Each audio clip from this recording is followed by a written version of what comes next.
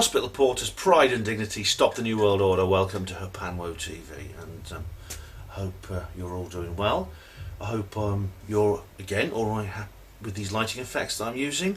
I'm using the same lighting effects I used in my last VidMe video without the portable light, which I think is a bit too bright.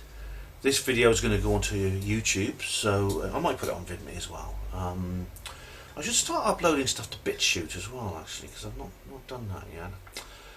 But anyway, I've got my red hat on. Hope that's okay. I do have a black hat, but again, I don't want people mistaking me for Steve Shives. Even if I did have a beard. Well, I don't have a beard, but the worst that can happen if I wear a red hat is I'll get mistaken for Donald Trump, which, to be honest, I much prefer. Now, this is another Stefan Molyneux reply video. Yes, indeed. I think this is the 5th one I've done. The last one was the 9/11 one. There'll be a link in the description box to my previous reply video. So yes, again, every time I listen to this guy, it seems that he encourages me to put light onto celluloid. It's a funny thing, but Mr.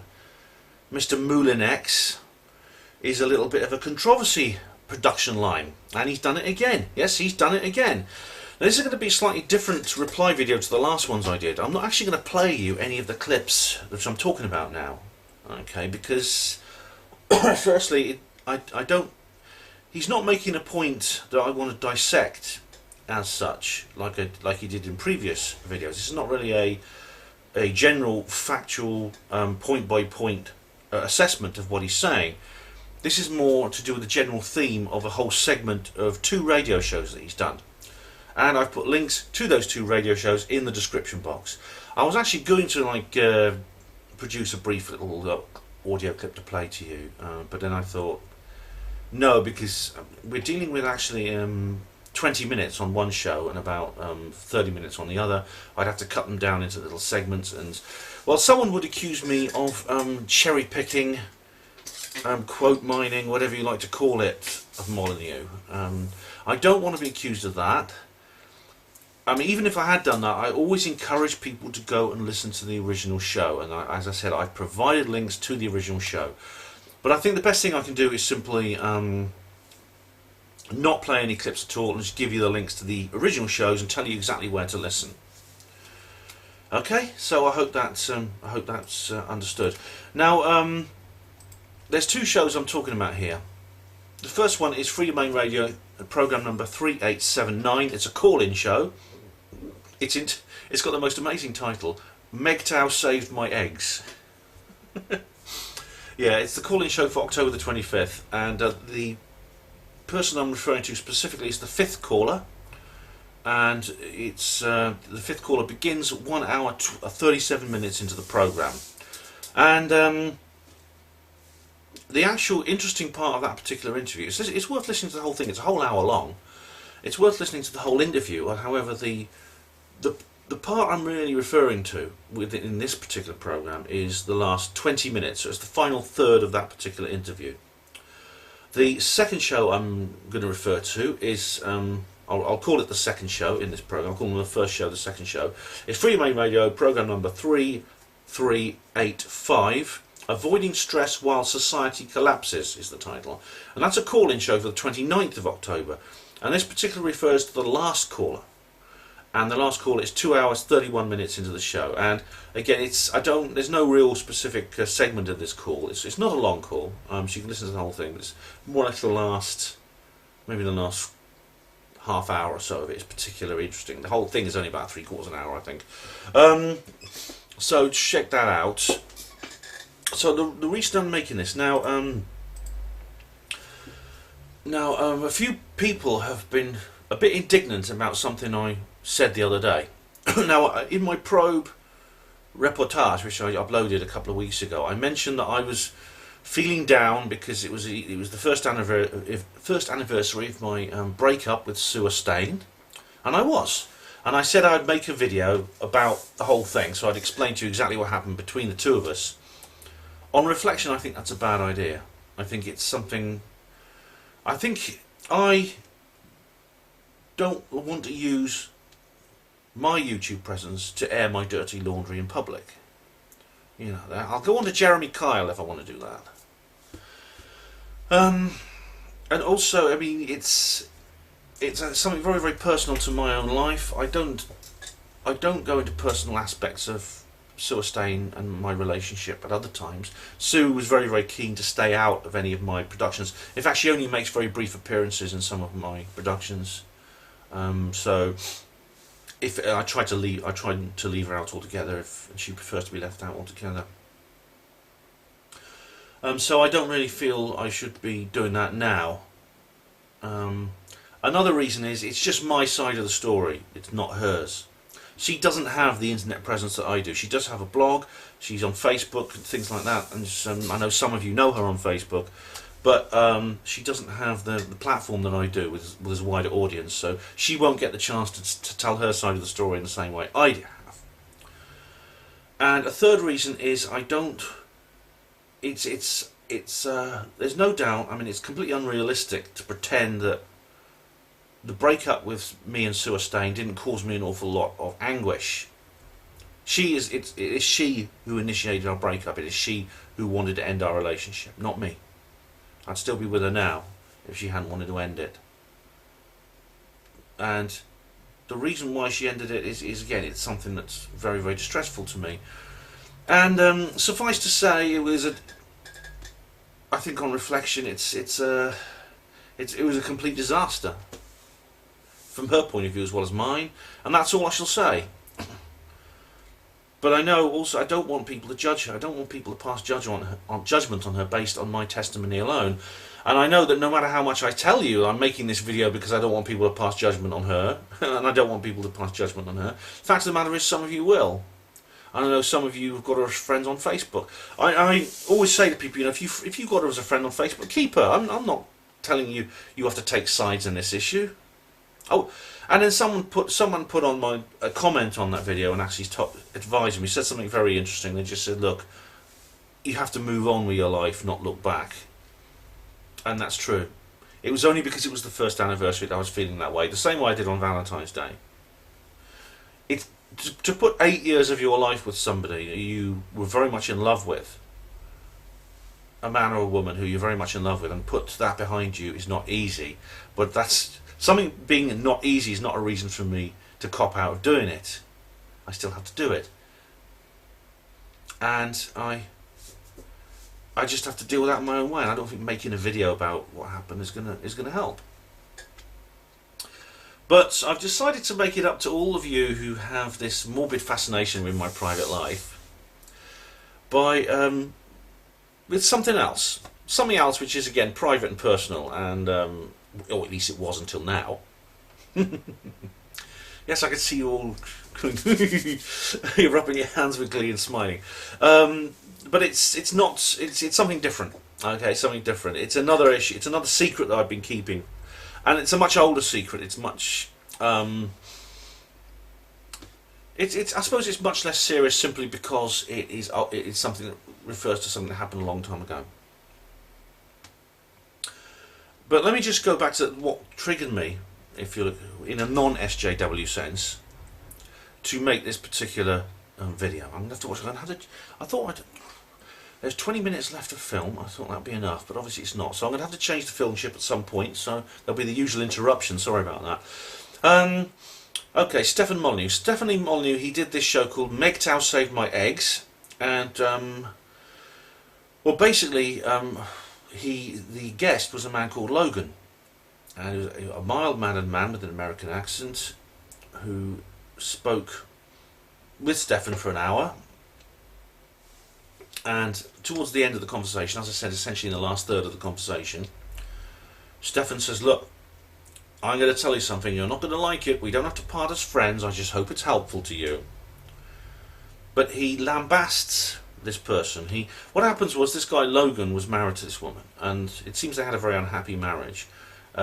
She ended up leaving him for his best friend, his best male friend. So that's an awful thing to happen. That's a double betrayal. It's the betrayal. Firstly, it's bad enough if your missus runs off with another bloke, but if she runs off with another bloke and it's your best mate, that's twice as bad, because it's a double betrayal.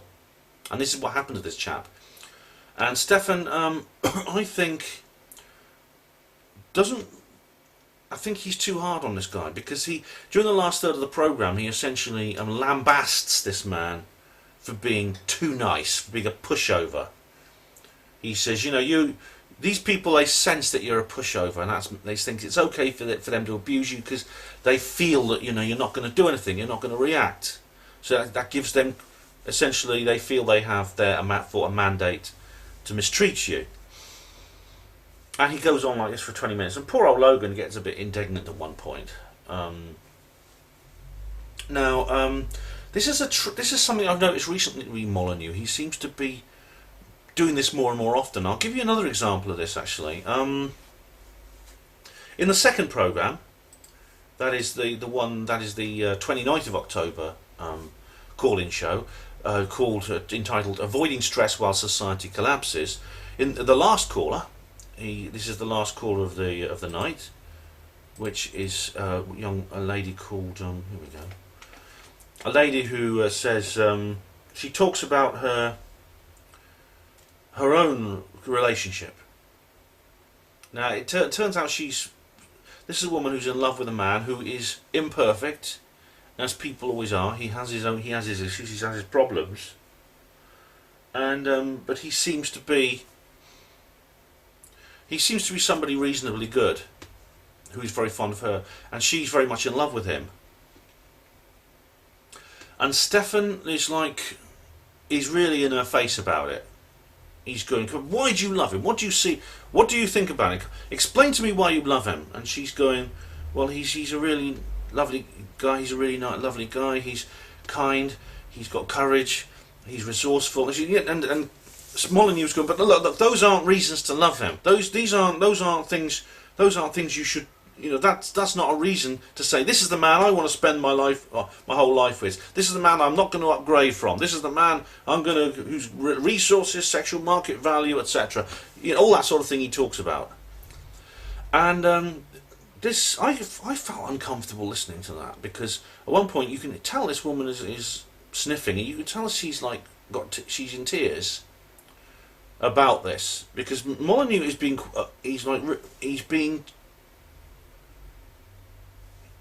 I think she's quite upset by this now. And Molyneux, in recent months, has made several programmes saying that he wishes to avoid empathy. He wishes to leave behind empathy. He says, I think he made a video called The Death of Kindness, a radio or video show called The Death of Kindness. And he said several times before, if you have empathy, you have to drum it out of yourself, because you've got to be hard if you're going to win this war against irrationality and etc., not an argument. All these sort of things.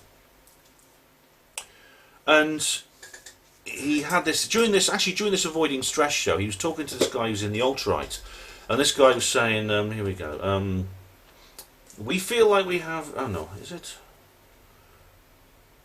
Being someone from the far right who consumes a lot of information on a daily basis, how do I prevent having constant feelings of anxiety about the future of my people when every day I'm bombarded with news of European people suffering from the effects of the migrant crisis, etc. And Molyneux says his answer. I mean, this guy doesn't really get much of a word in, actually. The call is mostly a monologue from Molyneux, and he says to this guy, he just says, look, one of the most destructive things you can do is to love somebody else more than they love yourself. And that is actually true.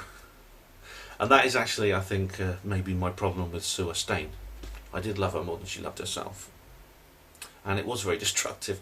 One of the most heart-rending things you can do. And he says, unfortunately, I'm out of, what did he say? I'm out of compassion, was one of his phrases. And he talked about France electing Macron and Germany re-electing Merkel and things like that. And he said, I'm just out of compassion for them. That if they're going to be that self-destructive, then we have to just let them go. We have to just say to those people that I can't take your pain from you and have it myself. And this is and he's right there. He's actually right there. I've been very distressed. I'm in the alt-right. I'm a conspiracy theorist, but I mean, I do listen to what the alt-right has to say, and the alt-right and libertarians and people like that. They have some things. Sometimes they have some interesting things to say, as do leftists. I listen to them as well, and I don't dismiss every word they say. But I'm essentially a conspiracy theorist. I'm essentially outside the political spectrum for being a conspiracy theorist. I actually filled out one of those big square political compass things, and I was right bang in the middle. And Rin Michaelis had this video called "Being a Centrist" or something about centrist, and I showed it to her on Twitter. She said, because I was much more centrist than she was. Yeah, I mean, I am a conspiracy theorist, but I mean, I do, as I said in my Manchester video, I did want Marine Le Pen to win. I think the best thing for France and for Europe was for Marine Le Pen to win and to become French Prime Minister, French President. But she didn't. She lost. She lost to this little gimp, this slimy little quasi homosexual little Rothschild gimp, some George Soros loving squit with a bloody gourd up his arse. Who's really quite horrible. I mean, don't get me wrong. I mean, if he's gay, that's fine, but just come out and say you're gay, Emmanuel. All right, don't just marry some skinny anorexic old school teacher, right? To pretend you're straight. Just say you're gay. I won't object to someone being gay. All right, I won't not vote for someone because they're gay. I don't give a damn about other people's private life. But he hasn't. What he's done is he's married to this really skinny old dragon who's clearly his handler, who was his teacher at school, who was like about 25 years older than him, was clearly his handler. Anyway, but the point is that Stefan was saying that he's out of compassion. If they're going to elect this little slimy little Professor Brian Cox wannabe, he has to just let them be and just not feel anything for the French people when their country falls apart, which it will now. Well, I mean, unless they have the sense to kick him out, put Le Pen in next time. Same with Merkel, she's a former East German communist. Did I say former? Who really won the Cold War. Yet she's won again, and she's in her fourth bloody term now. It's true that the the Alternative for Germany party, which is like the anti-EU party, which I hope would win, did come in second, or they had forcing Merkel into a coalition. But I'm going to have to change the film chip. However, it is depressing, and I understand where Stefan's coming from. You have to detach yourself emotionally from that situation. I understand, Stefan, you do, because otherwise it will just obliterate you inside. And it's just something you learn at the hospital, myself, but it's more so with doctors. But doctors have to learn to do that. You have to limit your compassion. Otherwise, if you have to limit your compassion in a situation where you're faced with so much suffering from other people, because if you don't, your empathy will absorb all that suffering into you, and it'll be like a poison. So you have to put up a barrier. You have to put up a defensive barrier. Doctors do that doctors have a very sick sense of humour. I'm just going to change the film chip. Back in a moment. Okay, I'm back. I'll just give you an example of a doctor's sense of humour. Sometimes you see in a patient who's very, very sick and is in intensive care. You'll see in their notes the words or the acronym TF Bundy, TFBUNDY.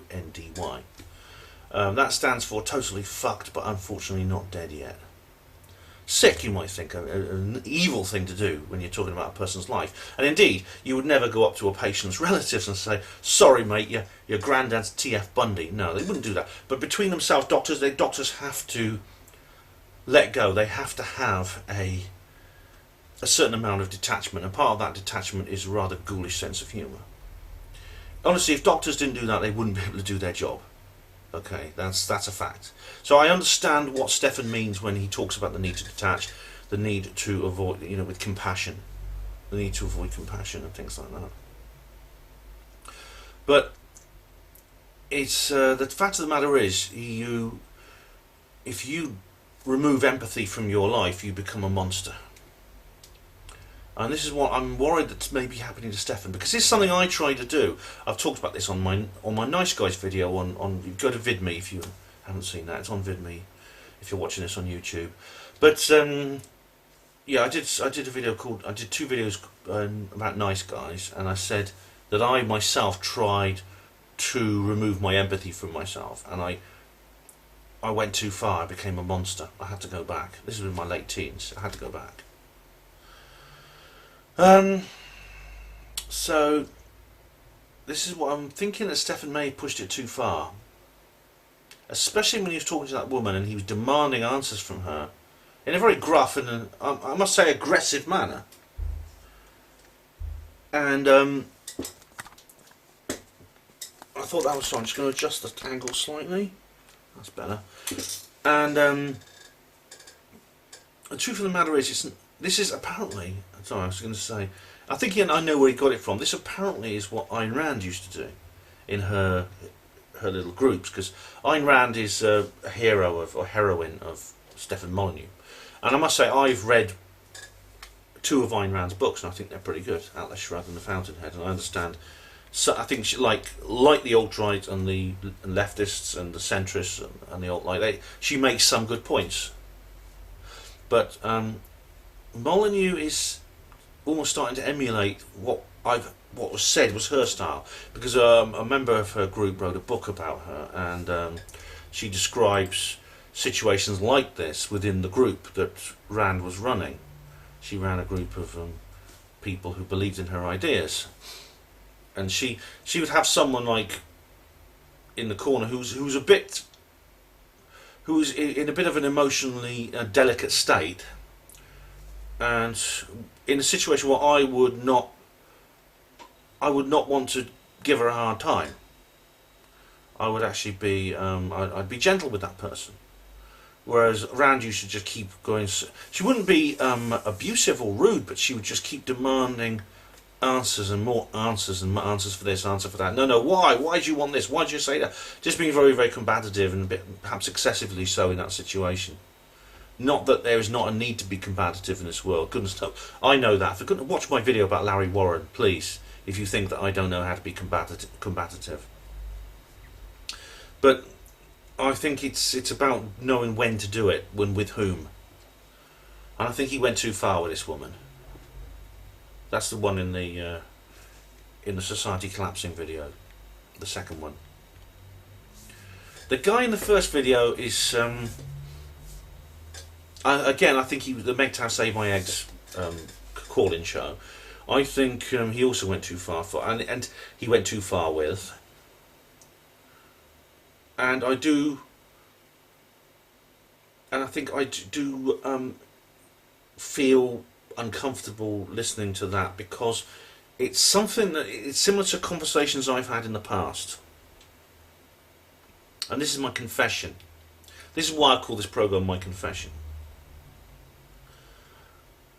This is going to be about this is not about something that's happened in recent years. This is something about happened a long time ago. In fact, before I started Panwo TV. And it's a period of my life which essentially is maybe my first decade at the hospital. Maybe slightly longer, maybe 15 years, my first 15 years at the hospital. I was at the hospital 23 years in all. But there's no particular beginning and end point to this slice of time. It's a period of time which has no particular day that I started on what I'm going to talk about, and no particular day when I decided to end it. It's just over now. I'm a very, very different person. And I stopped being that person I was back then many years ago. Stefan Molyneux says that virtue is actually a mean. He says it, a mean bastard with a big stick. It's not a fluffy bunny, it's not a dove, it's a mean bastard with a big stick. Yeah, I know, and that's in a sense why and that's one of the reasons why I sometimes, you got that phrase, you've got to be cruel to be kind. But I mean, some people will be upset by what I'm about to say. And I don't think many of them are my regular viewers, because this is not really addressed to the people who know me now.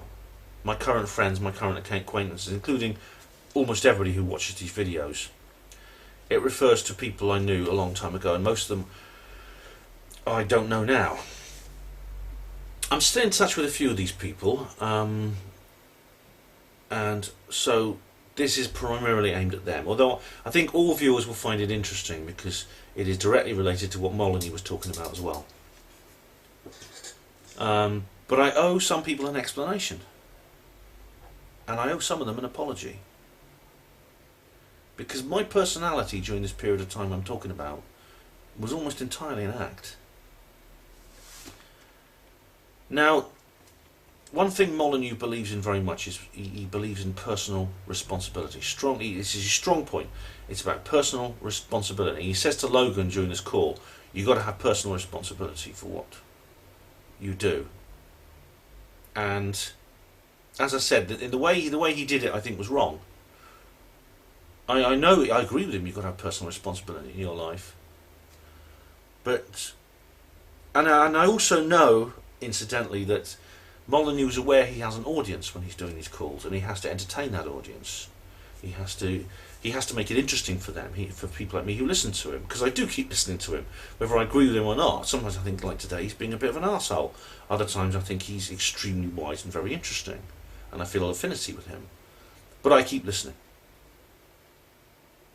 And so he plays for the audience when he's doing these call-in shows, like he always does. He uses sensationalism, he uses hyperbole, and this could be one of those instances. It doesn't mean it's something. It doesn't mean it's fair, though, because what he says when he's saying, you know, you've got to stop being such a pushover and stuff like this, is this could be construed as blame towards Logan for being, in terms of personal responsibility, for being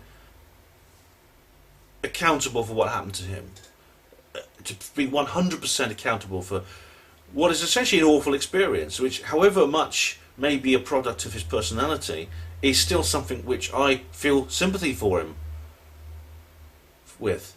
Not least because, as I said, because I know, in a sense, I've put myself in the receiving end of the same thing, deliberately, subconsciously, deliberately, but still deliberately. That's what, because popular wisdom really is what Molyneux was saying.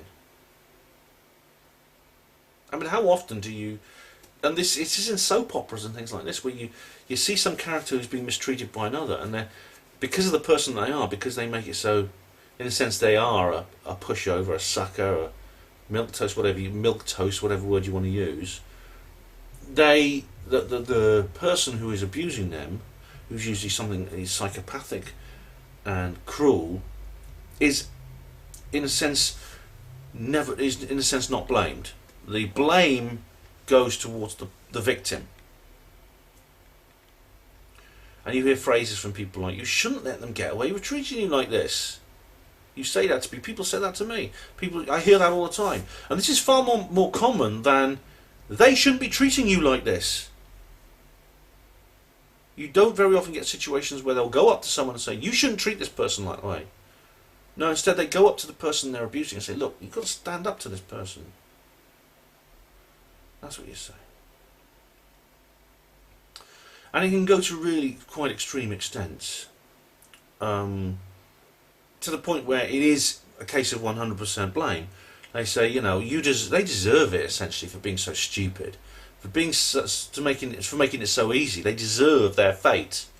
A good example is Bernie Madoff. Bernie Madoff was a man who ran several businesses, and he was very popular. People liked him. He did a lot for charity. He was Smile, and he's lovely. What a lovely man that Bernie Madoff is. In fact, he was the world's most devastating, prolific fraudster of all time.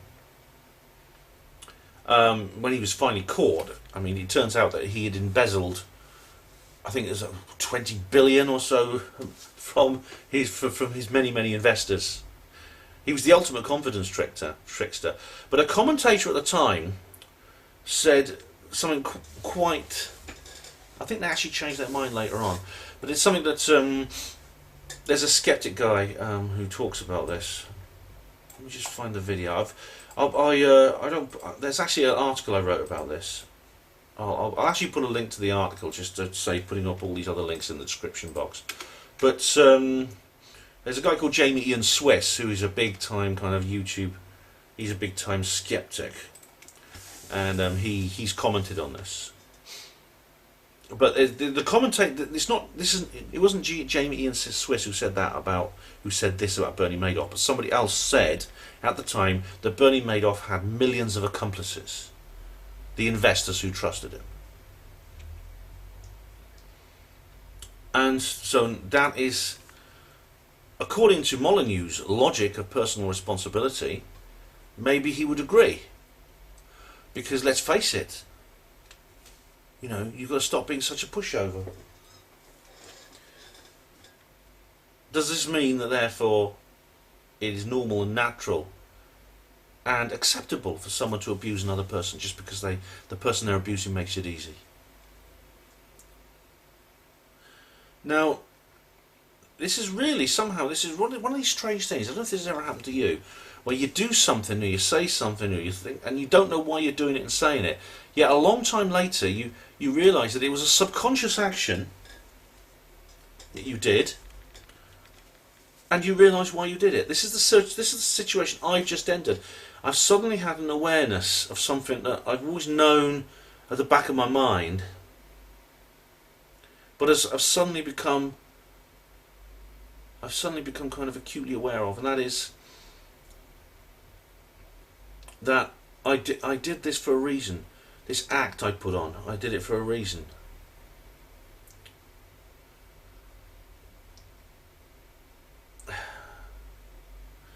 I think I really, for many reasons, I really am moving at a 90-degree angle to the rest of the world. I really feel I have. I've always felt that, and I really do now, with the exception of some of you guys in the conspiratorial YouTube community.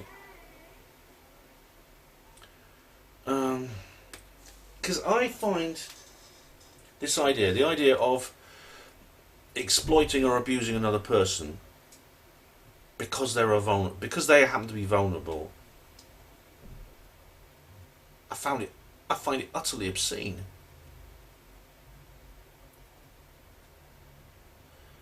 And this is why this led to this charade I've been, or had been, playing on so many people.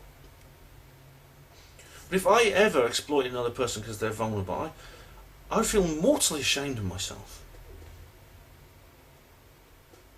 To commit an offence like that would be one of the worst things I could imagine doing. And if someone going up to my victim and saying, "Well, you made it easy for him. You need to change your ways and stop being such a mug," or "Ben, people like Ben will get you again," that would be essentially exonerating me from my brutality and shifting the blame onto this poor, damaged and destitute soul that I just shit on.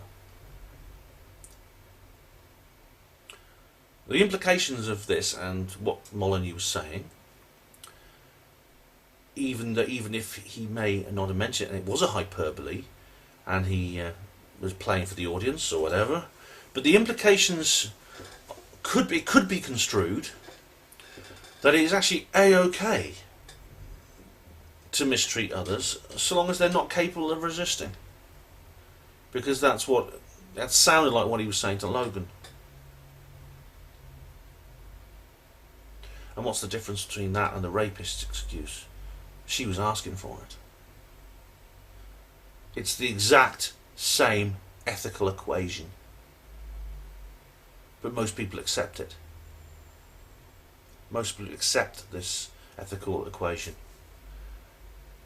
It's the veto of the psychopath. And the reason I know most people accept it is because I put it to the test. I carried out a 10 to 15 year live experiment with myself as the guinea pig. And during that time, I couldn't even begin to describe the details. It's incredible, but let's say it was fairly universal contempt and maltreatment at the hands of others. Some of them did it without even knowing they were doing it. They almost did it subconsciously themselves. People who actually didn't actually intend me any harm or feel any malicious intent towards me. They just did it. perhaps because they felt it's okay, and they didn't feel any. I don't think they felt any guilt or even any particular malice towards me. It doesn't mean they're psychopaths. It just means that's what they believe. Oh, I'll give you. There were people borrowed money from me and they never repaid it, and I mean, I'll just carry on. Sorry, people borrowed money from me. They never repaid it. People talk down to me in front of other people in social gatherings when there's a lot of others around. They did it for their own, to boost themselves up, for their own, to boost their self-importance, or just for entertainment. I had money stolen, I had property stolen, I had nasty jokes made about me and to me. I had rumours spread about me, lies being told about me, lies told to me. And this was continuous. This was normal social intercourse for me. I had pub drinks were spiked, I had pub drinks stolen. When after I bought them, I had people insisting I buy extra rounds. My work was sabotaged by other people. I had attempts to ruin my social life. My social life was sabotaged. You know, I mean, basically in this position, it doesn't do your love life much good anyway. But they would do things like they would sabotage dates, which I had. So, for instance, if I had a date with a woman, they would do something to try and sabotage it. They would do something to try and put the woman off. Why did I do? Why? And for years and years and years, I felt very bitter and resentful. But this new revelation has actually been an enormous weight off my shoulder. The acceptance of what I'd always known at the back of my head, which was it was deliberate. It was something it was a decision, albeit a subconscious decision I made to play that role. Why? Why did I do it? I didn't know at the time myself why I was doing it. This whole thing was completely subconscious. There's been years of self-reflection over this, maybe especially the last 12 months. And as I said, it's been quite a liberation, this understanding that I've come to, and a lot of the bitterness has gone, the self-reproach, the guilt. I've found a way, I think, to heal myself from that because of this knowledge. I carried out this charade because I wanted to know who my real friends were. I wonder if you can honestly call somebody a real friend if you believe that the only reason that they're being virtuous towards you may be because they know you wouldn't let them get away with it otherwise. Not because they feel any virtuous intent towards you. How do you know they're your real friend? That's what I wanted to know, because I was so distressed at the idea of mistreating others who are vulnerable. I wanted to see how many would mistreat me if I pretended to be vulnerable. It was a test. That's all it was, pure and simple. It was a test. Who would not take advantage of me, even when they could? The answer is 3. I reckon maybe several hundred people passed through my life in those years who were close enough to me to be involved in that test. And only 3 people passed that test. One of them was a man called Barry. He was an older man who I met when I first started at the hospital, who became a bit of a surrogate father figure to me. And we're still in touch. We're still on good terms. We've drifted apart over the years. He got married eventually and had a family. He adopted the son of the woman he married, and he's focused on that now, which is good. I'm pleased for him. He's happy. And there were 2 others. I'm not going to name them. I mean, truth, none of you know these people anyway, because this has nothing to do with my usual Panmo community. So, my experiment reveals something worrying and disturbing. I mean, it's I don't know what the answer is. Maybe it is. This is the normal way to do things. It's programmed into us through the soap operas and things like that. But maybe it's just a part of human nature that I've uncovered. I think it's a unique insight, though, I've created, because my experiment was one that is very, very few people would be willing to do. And it's the only real way to find out.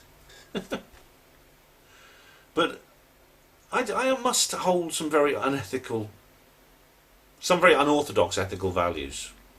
I think I'm going to, if you go to the link in the description box, I've got some, I'll show you the article in which this video is based, and there's some links at the bottom of that where I talk about empathy.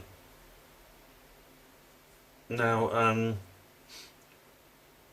I might say a few words about that in a minute.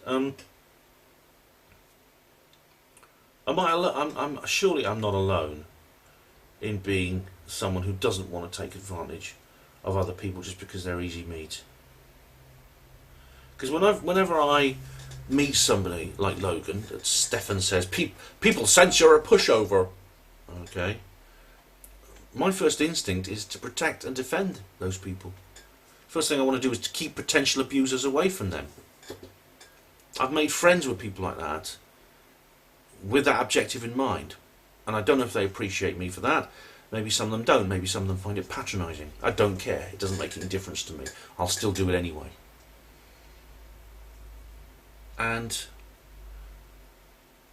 this is why I did what I did. Was it the right thing to do? That's the question. It was a false persona I projected. Was it the right thing to do? And the answer is no. And I feel bad. I feel guilty about the way I misled some people. I deceived some people.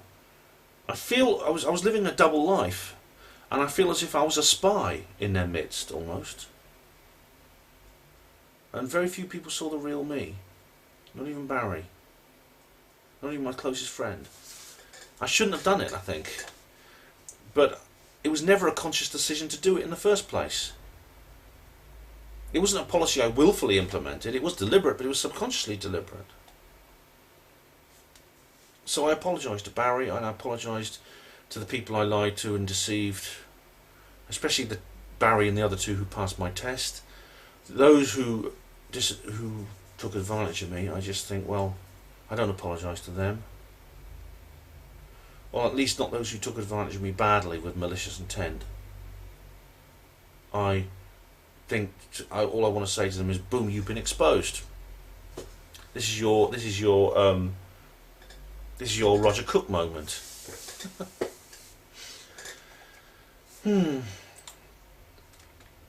But I'll just I'll say a few more words about this, because I'm a bit dark there. Let me just copy this. Hang on a sec, because this makes me. I'm actually using my monitor screen as a light source. So I'm just gonna. No, I mean, maybe I'll leave this for the video, but actually I'll leave that for another video because it's a big subject. But I'm going to talk about the whole empathy thing. Maybe I'll do another video about that. I won't do it today. But that's just basically.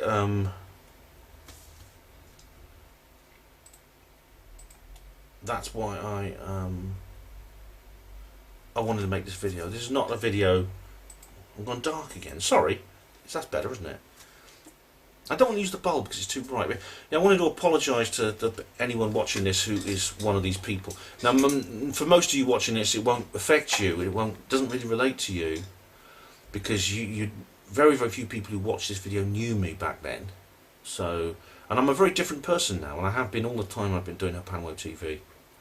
So, if you know me as through Herpanwo TV or the other Herpanwo things, then this won't affect you, and it doesn't relate to you. But I just hope it does. I hope even you will gain something from this video, simply because it brings up the question raised by by Stefan Molyneux' programs, where he does these call-in shows that I talked about. And I'll expand more on this idea of empathy and whether empathy is a disorder or not. I've already done a video about psychopathy and things like that. I've already done a video about psychopathy. I've done a video about a young girl a young teenage girl, who actually was having her legs extended through a very painful and dangerous operation because of the abuse she's getting from school. People keep calling her Oompa Loompa because she's just 4 feet tall. She's having her legs stretched. I'm going to do a video about that, so I won't put the links in the description box. I can't put all these links in, but you can always look out for that in my back catalogue. I know I've got a lot of videos now, but I remember making that video. Oh, excuse me. And I've done a video about Centaur. It's called Centaur, and that's all about psychopaths. So, you know, you can look at these things up, and you can read the links from the link in the description box, which will tell you more about empathy as well. And I'll do another video about empathy as well at some point. But this is, I think I've covered what I need to cover for this particular video. So thank you for watching Hapanmo TV. Hospital Porters, pride and dignity. Stop the New World Order.